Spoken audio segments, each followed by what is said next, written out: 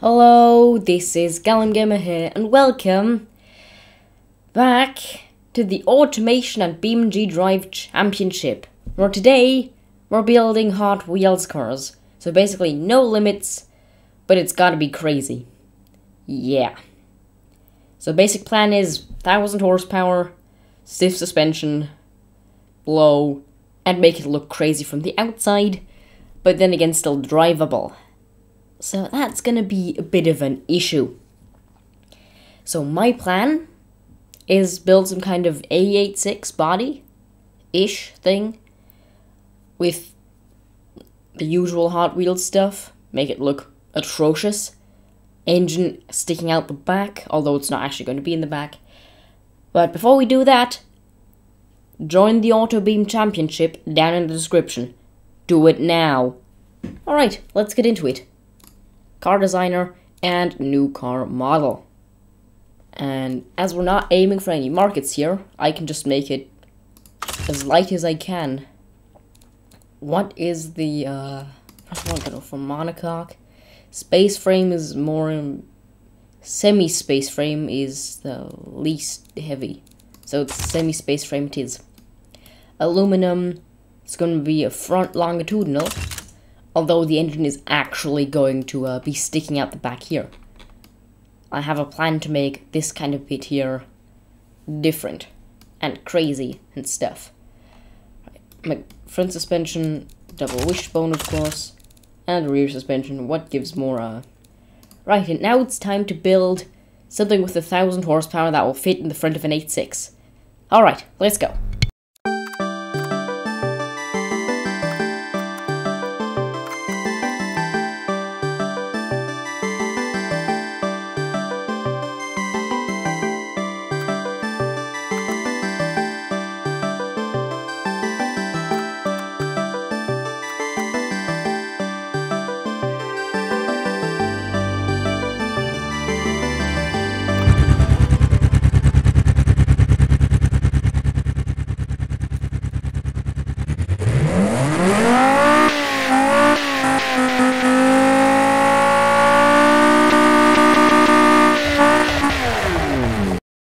Alright, looks like we're running nearly 800 horsepower.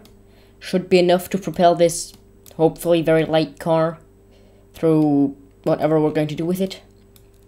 Right, we have the coupe, which I'm gonna go for this and cut it off after there.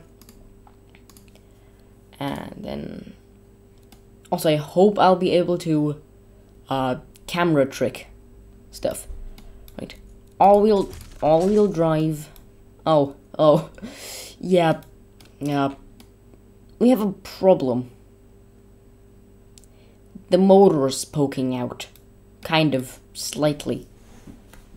You know, I might perform some trickery and make it look like this thing has two of them.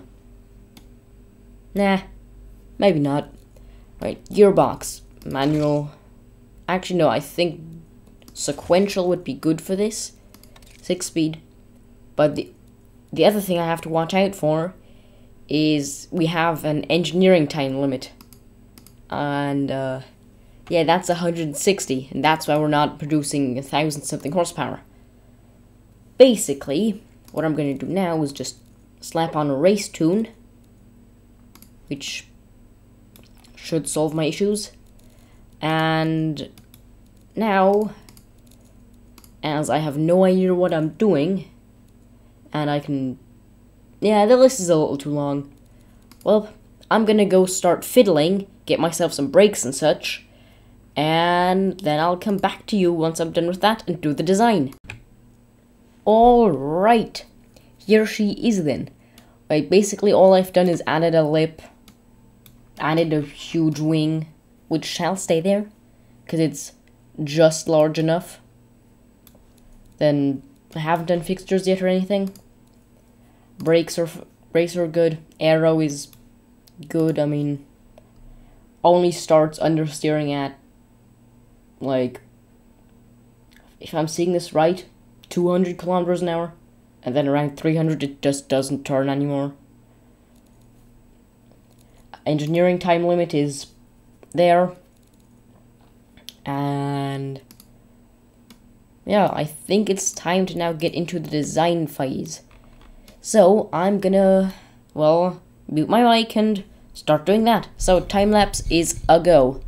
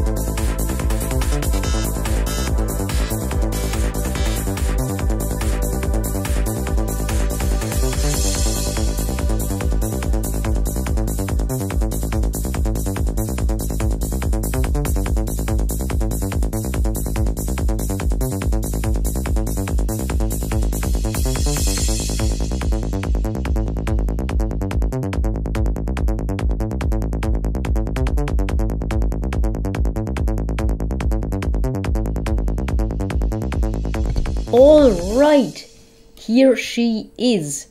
The car I spent way too much time on. It's, well, so the actual engine sits up here, but we're going to pretend this doesn't exist. This is just to make automation happy. Because if I could have, I would probably have put it where the rotary engine now is. Yes, this thing has a massive rotary engine in the back, with a big old scoop putting the air in. And yes, indeed, I had to look up reference images to see how a rotary engine works, and I'm still not sure if I got it right. But I'm just gonna assume though, and forget about there being one too many pipes there. Because this is a 3-rotor. I'm pretty sure this is a 3-rotor. It's got 3 Dorito chambers. Yeah, it's got the makeshift fuel rail where I think that would go. It's got the structural piping, and it's got the huge hot rod exhaust coming straight out without anything else. Then we've got, around the back, we have some DeLorean taillights, big old concept number plate, and a huge diffuser. Then of course around the wheels there is GT car stuff and a huge Bosozoku style front chin splitter, which honestly just looks sick. And then you might have noticed the amount of red and silver, or steel. I mean, it kind of just looks good from a bit further away. Then of course it's got a rather basic interior, but yeah. So I might just scoot the seats forward a bit so that. And then how can we forget about the huge wing on the back? Aerodynamics menu should still be good. Yep, pretty much. And now it's time to get this thing over into BeamNG Drive and do my lap. So I'll see you there after this very convenient cut.